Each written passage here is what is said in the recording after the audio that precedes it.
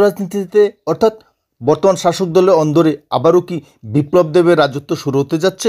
রাজ্যের প্রাক্তন মুখ্যমন্ত্রী বিপ্লব কুমার দেব এর যে রাজনীতিতে এক অবংশবাদিত নেতৃত্ব, যার নেতৃত্বে 2018 সালে এ রাজ্যের 25 বছরের জগদ্দল পাথর হটানো সম্ভব হয়েছিল এবং বিপ্লব দেবের নেতৃত্বেই এ রাজ্যে প্রথম পদ্মফুলের চাষ শুরু হয়েছিল।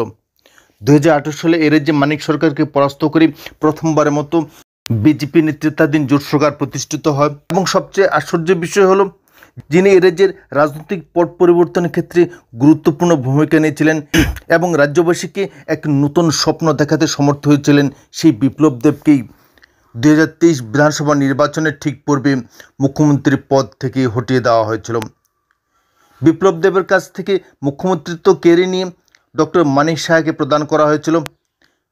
তখন থেকেই রাজ্য রাজনীতিতে এক অভূতপূর্ব শীতলতা লক্ষ্য করা যাচ্ছিল, কিন্তু তারপর হতে শুরু হয়েছে এর যে ডক্টর মানিক সাহার রাজত্ব। তৎকালীন সময়ে বিপ্লব দেবকে সম্পূর্ণভাবে নির্বাসনে পাঠানো হয়েছিল রাজ্যসভায় প্রার্থী করে, যার ফলশ্রুতিতে রাজ্য রাজনীতি থেকে সম্পূর্ণভাবে দূরে সরে গিয়েছিলেন, ছিটকে গিয়েছিলেন বিপ্লব কুমার দেব। নীরবে মাটি কামড়ে পড়ে রয়েছিলেন কখন আবার রাজ্য রাজনীতিতে ফিরে আসবেন। সঠিক সময়ে সঠিক গোল করাই বিপ্লব দেবের সবচেয়ে বড় চমক। 2024 লোকসভা নির্বাচনকে সামনে রেখে বিপ্লব কুমার দেব আবারও দিল্লিতে ঘুঁটি সাজাতে সক্ষম হয়েছিলেন এবং পশ্চিম ত্রিপুরা লোকসভা কেন্দ্রের পদপ্রার্থী হিসেবে নিজেকে প্রতিষ্ঠিত করার মাধ্যমে রাজ্য রাজনীতির মেইন স্ট্রিমে আবারও ফিরে আসেন। সাফল্যের সঙ্গে এই রাজ্য থেকে ঐতিহাসিক ভোটে জয়ী হওয়ার সঙ্গে সঙ্গেই বিজেপির অন্দরে একটা বাতাস ছড়িয়ে দিতে সক্ষম হয়েছেন যে বিপ্লব দেব এখনও ফুরিয়ে যায়নি। বিপ্লব দেব এখনও এই রাজ্যের রাজনীতিতে যথেষ্ট পারদর্শী ভূমিকা নিতে সক্ষম।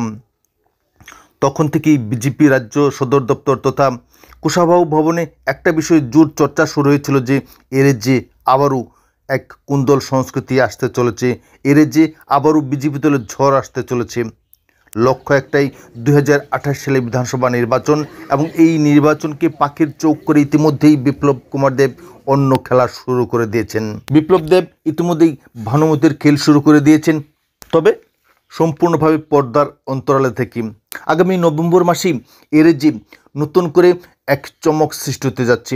রাজ্যের সমস্ত কর্মচারীরা যেখানে বিএমএস এর নেতৃত্বে পরিচালিত হচ্ছে, সেই পরিস্থিতিতে আবারও বিপ্লব কুমার দেবের অনুগত সৈনিকেরা আবারও এর যে রাজনীতিতে বিবেকানন্দ বিচার মঞ্চকে জেগে তুলছেন। বিবেকানন্দ বিচার মঞ্চের ব্যানারে আবারও শ্রমিক সংগঠন গড়ে তোলার প্রচেষ্টা চালাচ্ছেন এবং আগামী নভেম্বর মাসেই রাজ্যের শিক্ষক কর্মচারীদের নিয়ে প্রথম রাজ্যভিত্তিক সম্মেলন অনুষ্ঠিত হতে যাচ্ছে, যেখানে রাজ্যের সমস্ত শিক্ষক কর্মচারীরা বিএমএস নেতৃত্বেই পরিচালিত হচ্ছে। ঠিক তার পাশাপাশি সমান্তরালভাবে আরও একটি শিক্ষক সংগঠনের জন্ম দিতে চলেছেন বিপ্লব কুমার দেব, তবে সম্পূর্ণভাবে পর্দার অন্তরালে থেকে। ইতিমধ্যেই বিপ্লব কুমার দেবের এই সিদ্ধান্তকে কেন্দ্র করে রাজ্য রাজনীতিতে ব্যাপক ভূমিকম্প সৃষ্টি হয়েছে।